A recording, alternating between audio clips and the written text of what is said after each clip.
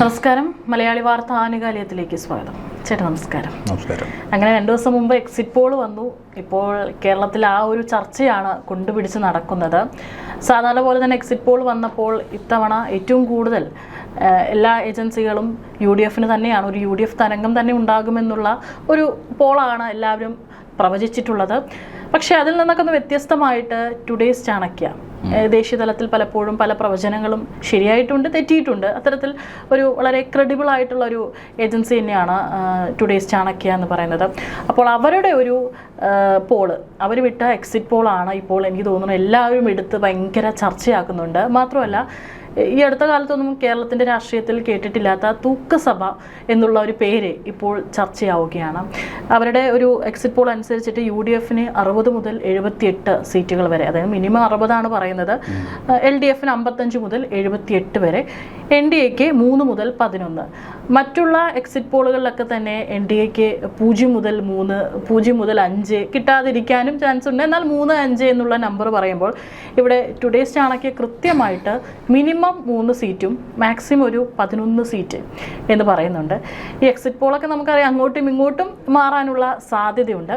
ഏതായാലും ഇപ്പോഴത്തെ ഒരു ചർച്ച നടക്കുമ്പോൾ ഒരു തൂക്കുസഭ മെയ് 4 റിസൾട്ട് വന്നു കഴിഞ്ഞാൽ അതിനുള്ളൊരു സാധ്യത നമ്മുടെ കേരളത്തിലുണ്ടോ? തീർച്ചയായിട്ടും തൂക്കുസഭയ്ക്കുള്ള സാധ്യത എല്ലായ്പ്പോഴും ഈ തെരഞ്ഞെടുപ്പിൽ കേരളത്തിലുണ്ട്. കാരണം UDF മുൻതൂക്കമാണ് ഇപ്പോൾ പല എക്സിറ്റ് പോൾ സർവേ ഫലങ്ങളും പ്രവചിച്ചിരിക്കുന്നത്.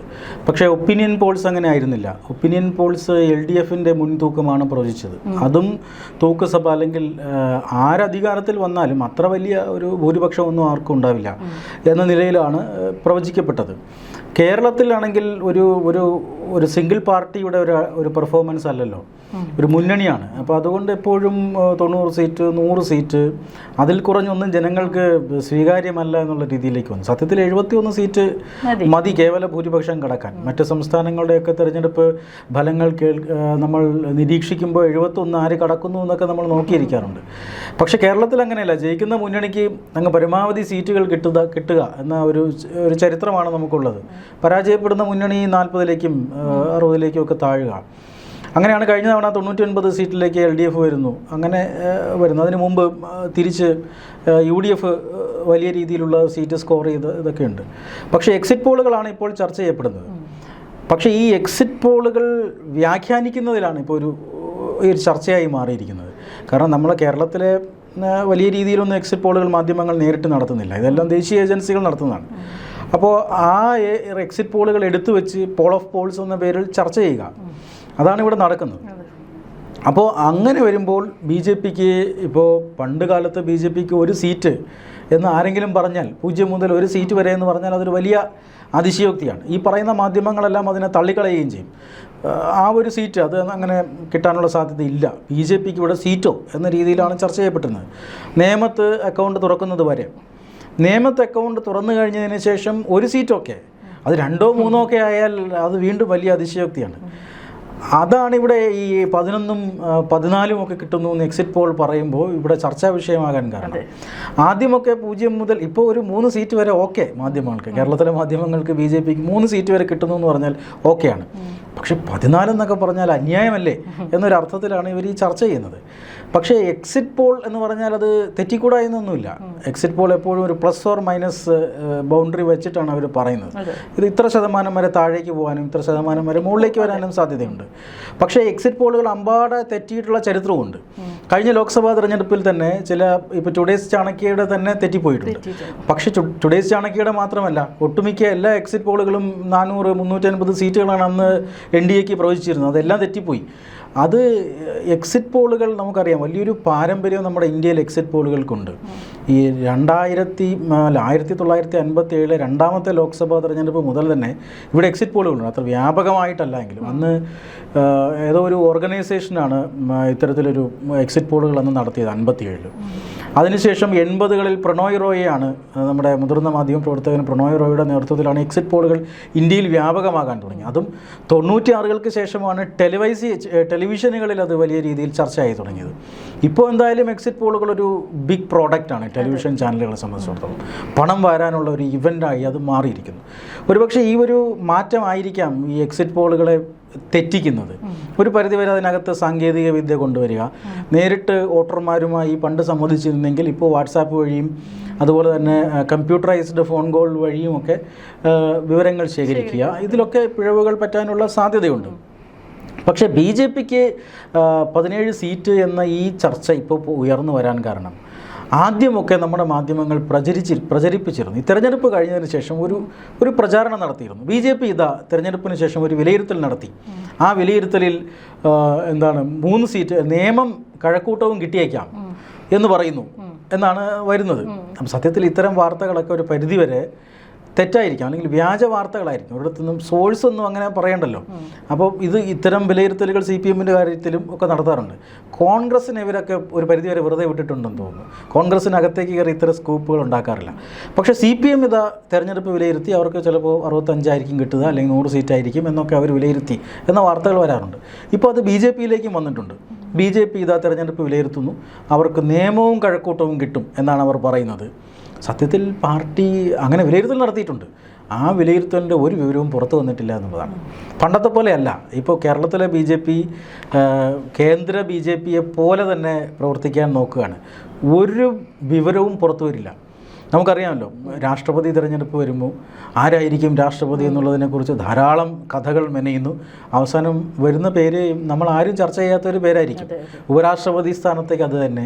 അങ്ങനെ ഒട്ടനവധി രാഷ്ട്രീയ കാര്യങ്ങൾ BJP വളരെ രഹസ്യമാക്കി വെച്ചതിൻ്റെ കേഡർ സ്വഭാവം 100% പുറത്തെടുത്തുകൊണ്ട് പ്രവർത്തിക്കുന്ന പാർട്ടിയാണ്. കേരളത്തിലും അതേ ഒരു കേഡർ രീതിയിലേക്ക് വന്നിരിക്കുന്നു. അകത്തിരുന്ന് ആരും ചോർത്തി കൊടുക്കാനില്ലാത്ത സാഹചര്യമുണ്ട്.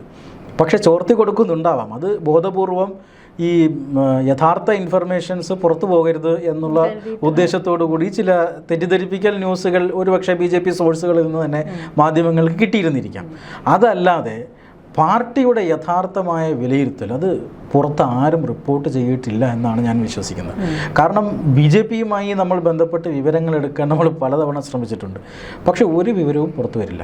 പാർട്ടി വിലയിരുത്തിയിട്ട് എത്ര സീറ്റുകളാണ് പാർട്ടിക്ക് കിട്ടാൻ സാധിക്കുക, ഇവരുടെ ഉദ്ദേശം എന്താണ്, നിയമവും കഴക്കൂട്ടവും കിട്ടും എന്ന് പറയുമ്പോൾ ശോഭാ സുരേന്ദ്രനും K സുരേന്ദ്രനും തോക്കുമെന്നാണോ പറയുന്നത് അപ്പോൾ ഔദ്യോഗിക നേതൃത്വത്തിനെതിരെ ഒരു അണികളുടെ ഇടയിലൊരു ആശയക്കുഴപ്പമുണ്ടാക്കുക. ഇതൊക്കെ ആയിരിക്കും ഒരുപക്ഷെ ലക്ഷ്യം. പക്ഷേ എന്തായാലും ഇങ്ങനെ വിലയിരുത്തൽ അവർ ആദ്യം നടത്തി. ഇതൊരു വ്യാജ വിലയിരുത്തലാണ്. പാർട്ടിയുടെ ഒരു വിവരവും അങ്ങനെ പുറത്തു വന്നിട്ടില്ല. പാർട്ടി പറഞ്ഞിട്ടില്ല ഞങ്ങൾക്ക് നിയമവും കഴക്കൂട്ടവും മാത്രമേ കിട്ടുള്ളൂ എന്ന്. പക്ഷേ മാധ്യമ വാർത്ത വന്നു. അതിനുശേഷം ഇതേ വരുന്നു, 14 സീറ്റുകളുടെ എക്സിറ്റ് പോൾ വരുന്നു. അഭിപ്രായ സർവേ ഒക്കെ ആണെങ്കിൽ ആരെങ്കിലും കാശ് കൊടുത്ത് ഉണ്ടാക്കിയതാണെന്ന് പറയാം. എക്സിറ്റ് പോൾ കാശ് കൊടുത്ത് ഉണ്ടാക്കിയിട്ട് കാര്യമില്ലല്ലോ. എക്സിറ്റ് പോളുകളുടെ കാശ് വരുന്ന മാധ്യമങ്ങളാണ്. അതുകൊണ്ട് തന്നെ എക്സിറ്റ് പോളുകൾ അങ്ങനെ ആരും സ്വാധീനിക്കാൻ ശ്രമിക്കില്ല. അപ്പോൾ എക്സിറ്റ് പോളുകൾ കുറച്ചുകൂടി ആക്യുറേറ്റ് ആവാനുള്ള സാധ്യതയുണ്ട്. കാരണം വോട്ട് ചെയ്ത് ഇറങ്ങി വരുന്ന ആളുകളിൽ നിന്നാണ് ഈ വിവരങ്ങൾ ശേഖരിക്കുന്നത്. അപ്പോൾ കൂടുതൽ കൃത്യമാകും. അഭിപ്രായ സർവേകൾ നടക്കുന്നത് പോളിങ്ങിന് ആഴ്ചകൾക്ക് മുമ്പാണ്.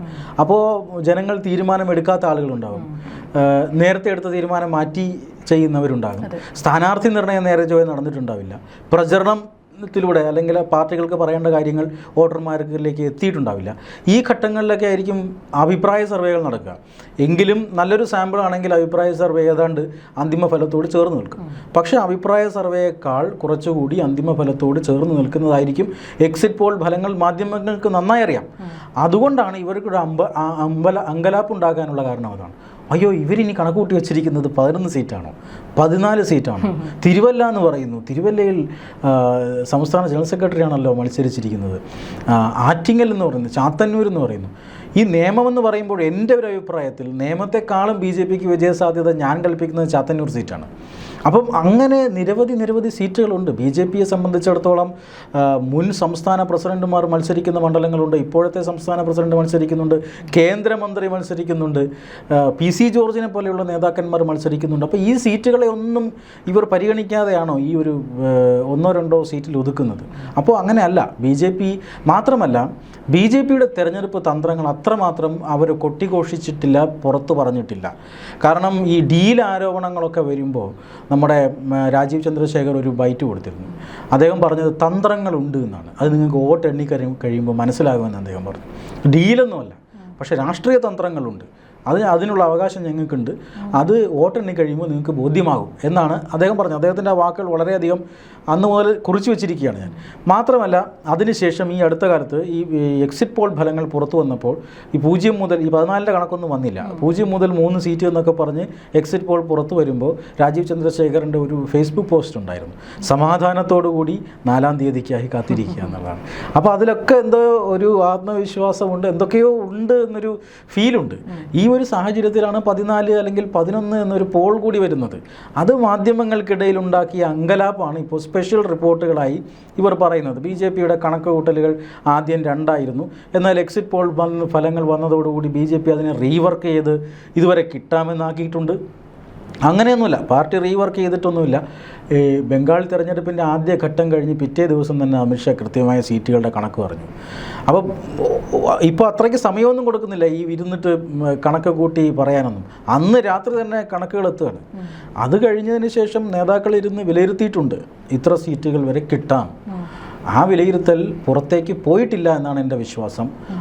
അങ്ങനെയുള്ള വിവരങ്ങൾ കിട്ടാത്തതിലുള്ള അങ്കലാപ്പാണ് ഈ എക്സിറ്റ് പോൾ വരുമ്പോൾ മാധ്യമങ്ങൾ കാണിക്കുന്നത്. പാർട്ടിയിലുള്ള അങ്കലാപ്പല്ല, മാധ്യമങ്ങൾക്കിടയിൽ ഒരു അങ്കലാപ്പുണ്ട്. അതാണ് ഈ വരുന്ന ചർച്ചകൾക്ക് പിന്നിലെന്നാണ് ഞാൻ വിശ്വസിക്കുന്നത്.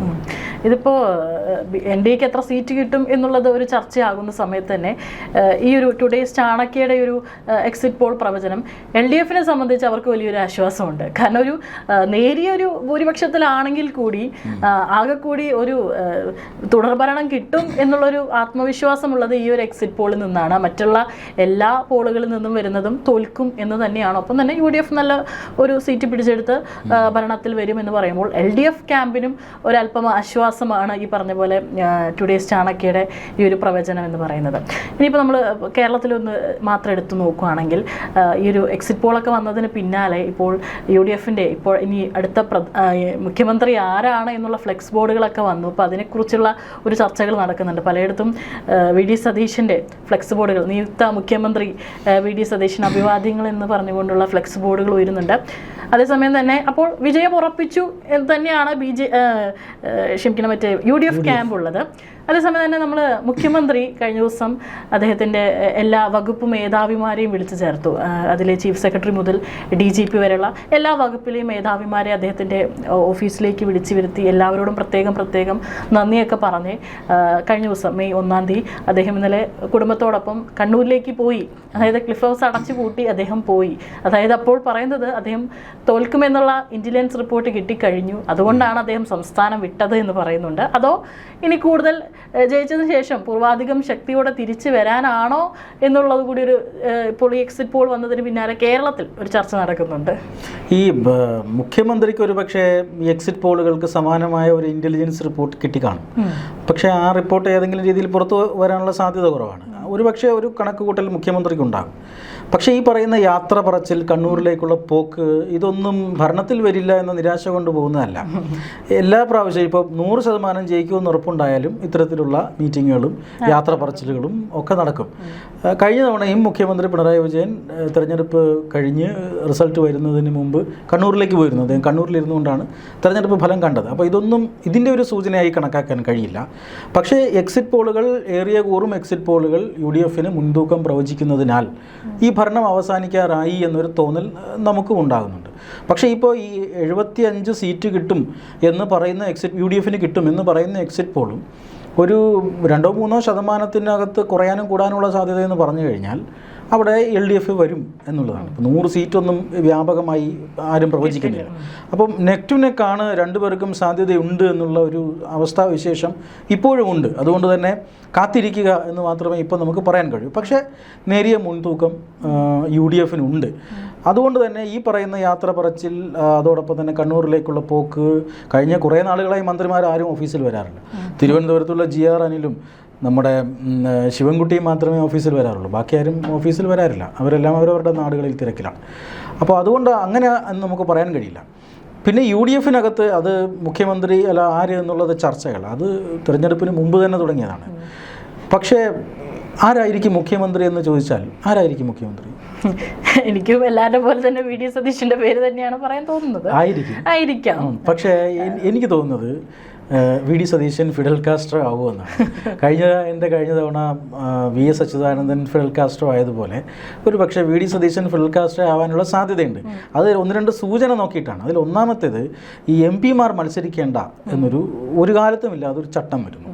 ആ ചട്ടത്തിനെതിരെ ഇവിടെ ഒരു പ്രതിഷേധം വരുന്നു. കെ. സുധാകരൻ അടക്കം മത്സരിക്കേണ്ടതാണ്. അപ്പോൾ അത് MP-മാർ മത്സരിക്കുക എന്നുള്ളത് KC വേണുഗോപാലിന് മത്സരിക്കാതിരിക്കുക എന്നുള്ളത് KC വേണുഗോപാലിന് കളമൊരുക്കുക എന്നുള്ളതിൻ്റെ ഒന്നാമത്തെ പടിയായി നമുക്ക് വ്യാഖ്യാനിക്കാം. സ്ഥാനാർത്ഥി ലിസ്റ്റ് വന്നപ്പോൾ അതിൽ 70% പേരും KC വേണുഗോപാലിൻ്റെ ആളുകളായിരുന്നു. മാത്രമല്ല ഈ കഴിഞ്ഞ ദിവസം ഇന്നലെ താരിഖ് അൻവർ ഒരു ബൈറ്റ് കൊടുത്തിരുന്നു ഒരു മാധ്യമത്തിൽ.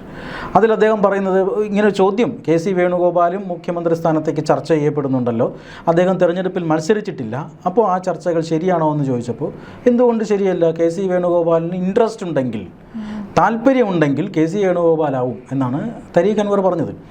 MLA-മാർ തിരഞ്ഞെടുക്കുകയാണെങ്കിൽ KC വേണുഗോപാലും വരും എന്ന് പറയേണ്ടതിന് പകരം KC വേണുഗോപാലിന് താല്പര്യമുണ്ടെങ്കിൽ അദ്ദേഹം മുഖ്യമന്ത്രിയാകും എന്നാണ് താരിഖ് അൻവർ പറഞ്ഞത്. അപ്പോൾ KC വേണുഗോപാലിന് താല്പര്യമുണ്ടെങ്കിൽ ആവാമെന്ന് പറഞ്ഞാൽ അതിനുവേണ്ടി നിലം ഒരുക്കപ്പെട്ടിരിക്കുന്നു എന്നാണ് അതിൻ്റെ അർത്ഥം. ഇനി എത്രമാത്രം ഹൈക്കമാൻഡിൽ പിടിയുണ്ടായിട്ടും കാര്യമില്ല, MLA-മാരുടെ പിന്തുണ വേണമല്ലോ, അതും ഏതാണ്ട് KC വേണുഗോപാൽ ഉറപ്പാക്കിയിട്ടുണ്ട് എന്നാണ്. അപ്പോൾ ഈ സൂചനകൾ വെച്ച് നോക്കുമ്പോൾ കേരളത്തിൽ മുഖ്യമന്ത്രിയാകാൻ വേണ്ടി രമേശ് ചെന്നിത്തലയും വി.ഡി. സതീശനും തമ്മിലൊരു ഒരു തർക്കം നിലനിൽക്കുന്ന സാഹചര്യത്തിൽ KC വേണുഗോപാലിനെ കേരളത്തിലേക്ക് കൊണ്ടുവന്ന് പ്രശ്നം പരിഹരിക്കാനായിരിക്കും ശ്രമിക്കുക എന്ന കാര്യത്തിൽ തർക്കമൊന്നുമില്ല. പക്ഷേ KC വേണുഗോപാലിനെ കൃത്യമായി തന്നെ ഡിഫെൻഡ് ചെയ്യുന്നുണ്ട് ഈ പറയുന്ന രമേശ് ചെന്നിത്തലയും വി.ഡി. സതീശനും.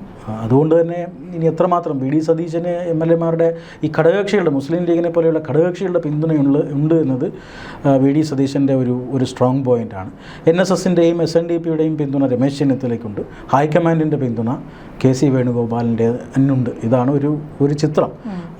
എൻ്റെ അഭിപ്രായത്തിൽ KC വേണുഗോപാൽ താഴേക്ക് വരും, അല്ലെങ്കിൽ മുഖ്യമന്ത്രിയായി വരാനുള്ള ശ്രമം നടത്തും എന്നാണ് ഒരു വിശ്വാസം. പക്ഷേ 4-ാം തീയതി കഴിയട്ടെ, ഭൂരിപക്ഷം ഉണ്ടോ എന്ന് നോക്കട്ടെ. നമ്മൾ പിന്നെ വേറെ കാര്യം കൂടി പറഞ്ഞിട്ട്, കേരളത്തിൽ എന്തെങ്കിലും ചർച്ചകളാണ് നടക്കുന്നത്. എക്സിറ്റ് പോൾ വന്നതിന് പിന്നാലെ ചർച്ചകൾ നടക്കുന്നു. വെസ്റ്റ് ബംഗാളിലെ എക്സിറ്റ് പോളൊക്കെ വന്നതിന് പിന്നാലെ ഭയങ്കര ബഹളമാണ്. ഇന്നവിടെ റീപോളിംഗ് നടക്കുകയാണ്. ഇന്നവിടെ കേന്ദ്രസേനയുടെ അടുത്ത് വെടിവെക്കുക, എന്തെങ്കിലും തരത്തിലുള്ള പ്രശ്നങ്ങളുണ്ടെങ്കിൽ വെടിവെക്കാനുള്ള നിർദ്ദേശമാണ് നൽകിയിരിക്കുന്നത്. അതും കൂടി നമ്മളൊന്ന് കൂട്ടി വായിക്കേണ്ടിയിരിക്കുന്നു. തീർച്ചയായിട്ടും അത് മമതാ ബാനർജി ഇതിപ്പോൾ ഇന്നും സുപ്രീം കോടതി ഒരു ഹർജി തള്ളിക്കളഞ്ഞിട്ടുണ്ട്. കാരണം വോട്ടെണ്ണൽ സൂപ്പർവൈസർമാരായി കേന്ദ്ര ഉദ്യോഗസ്ഥരെ നിയമിച്ചിരിക്കുകയാണ്, സംസ്ഥാനത്തെ ഉദ്യോഗസ്ഥരെ നിയമിക്കണം എന്നൊരു മുഖ്യമന്ത്രി പറയുകയാണ്. അപ്പം അങ്ങനെ പറയുന്നതിൽ തന്നെ സംശയങ്ങളുണ്ടാകാം. കേന്ദ്ര ഉദ്യോഗസ്ഥർ പാടില്ല, സംസ്ഥാനത്തെ ഉദ്യോഗസ്ഥർ വേണം എന്ന് പറയുമ്പോൾ അത് എത്രമാത്രം വിശ്വസനീയമാണ്, അതിനകത്ത് സുതാര്യതയില്ല എന്ന് എല്ലാവർക്കും അറിയാം. അപ്പോൾ അത് സുപ്രീം കോടതി ആ ഹർജി തള്ളിക്കളഞ്ഞിരിക്കുകയാണ്. ഇന്നലെ ഒരു പ്രശ്നവുമില്ലാതെ എവിടെ നിന്ന് ഒരു വ്യാജ വീഡിയോ പുറത്തുവിട്ട ശേഷം സ്ട്രോങ് റൂം തുറന്നു എന്ന് പറഞ്ഞിട്ട് നേരെ പാതിരാത്രിക്ക് എണീറ്റ് സ്ട്രോങ് റൂമിലേക്ക് വരികയാണ്. ഈ സ്ട്രോങ് റൂമിനകത്ത് സ്ഥാനാർത്ഥികൾക്ക് പ്രവേശിക്കാൻ തടസ്സമില്ല, അതുകൊണ്ട് വെടിവെച്ചില്ല. ഇവർ വന്ന് അവിടെ ഇരിക്കുകയാണ്. 12 മണിക്ക് പ്രവർത്തകരോട് ആഹ്വാനം ചെയ്യുകയാണ്, നിങ്ങളെല്ലാം സ്ട്രോങ് റൂമുകളിലേക്ക് പോകണം. അപ്പോൾ തെരഞ്ഞെടുപ്പ് കമ്മീഷൻ അതിന് ശക്തമായ കലാപാഹ്വാനമാണ്, ഈ കേട്ടുകൊണ്ട് ആൾക്കാർ വരും. അപ്പോൾ അത് തടയാൻ വേണ്ടി ശക്തമായ നടപടി സ്വീകരിച്ചു. എല്ലാ സ്ട്രോങ് റൂമിന് മുന്നിലും കവചിത വാഹനങ്ങളിൽ തോക്കുധാരികളായ കേന്ദ്രസേന. അപ്പോൾ മമത ബംഗാളിനെ കശ്മീരാക്കി മാറ്റുകയാണ്. കശ്മീരിനെ പോലെയാണ് ബംഗാളിൽ കവചിത വാഹനങ്ങൾ, ആൻറ്റി റൈറ്റ് സേന, ഇതെല്ലാം കശ്മീരിൽ തീവ്രവാദികൾക്കെതിരെ ഉപയോഗിച്ച എക്യുപ്മെൻറ്റ്സ് ഒക്കെയാണ് കേന്ദ്രസേന അവിടെ ഉപയോഗിക്കുന്നത്. അപ്പോൾ ഇതൊരു മറ്റൊരു കശ്മീരാക്കി മാറ്റാനുള്ള, എന്ത് വില കൊടുത്തും അധികാരം നിലനിർത്താനുള്ള ഒരു ശ്രമം മമതാ ബാനർജിയുടെ ഭാഗത്തുണ്ടായി. അത് തെരഞ്ഞെടുപ്പ് കമ്മീഷൻ അതിനെ എന്ത് വില കൊടുത്തും പൊളിച്ചെടുക്കുമെന്നൊരു അവർ വ്യക്തമായ ഹോംവർക്കോട് കൂടി. മുൻകാലങ്ങളിൽ തെരഞ്ഞെടുപ്പ് കമ്മീഷൻ ഇത്തരം സമ്മർദ്ദങ്ങളെ അതിജീവിച്ചിരുന്നില്ല, അവർ ഇതിനകത്ത് ഭയപ്പെട്ടു പോയിരുന്നു. അപ്പോൾ അത് ഇല്ലാതെ അവർ കൃത്യമായി ഹോംവർക്ക് ചെയ്ത് എന്താണ് ഇവർ കാലാകാലങ്ങളായി ചെയ്തുകൊണ്ടിരിക്കുന്നത് അതിനെ കൃത്യമായി തന്നെ ടാർഗറ്റ് ചെയ്ത് പൊളിച്ചു കളഞ്ഞു എന്നുള്ളതാണ്. എന്തായാലും വരും മണിക്കൂറുകളിൽ അറിയാം ഈ തെരഞ്ഞെടുപ്പ് ഫലം വന്നതിന് ശേഷം ഇനി എന്താണ് ബംഗാളിലെ അവസ്ഥ എന്നുള്ളതിനെക്കുറിച്ച് സത്യത്തിൽ ഭയം തോന്നുകയാണ്. അതെ, ഏതായാലും ഇനി ഒരു ദിവസം കൂടി അങ്ങ് കാത്തിരുന്നാൽ മതി. നാളെ അവസാനിക്കുന്നു, പിറ്റേന്ന് രാവിലെ ഇനി അറിയാം, രാവിലെ മുതൽ തന്നെ നമുക്കറിയാം എന്താണ് അവസ്ഥ എന്നുള്ളത്. തീർച്ചയായിട്ടും ഈ എക്സിറ്റ് പോളിനെയൊന്നും നമുക്ക് വളരെ നിസ്സാരമായിട്ട് തള്ളിക്കളയാൻ സാധിക്കില്ല. തീർച്ചയായിട്ടും അത് ഫലിച്ചിട്ടുള്ള വർഷങ്ങളും ഉണ്ടായിട്ടുണ്ട്, എന്നാൽ പാളിപ്പോയിട്ടുള്ള വർഷങ്ങളും ഉണ്ടായിട്ടുണ്ട്. എന്തായാലും കാത്തിരിക്കാം മെയ് 4 എന്താണ് സംഭവിക്കുക എന്നുള്ളത് നമുക്കും കാത്തിരുന്ന് തന്നെ കാണാം. നമസ്കാരം.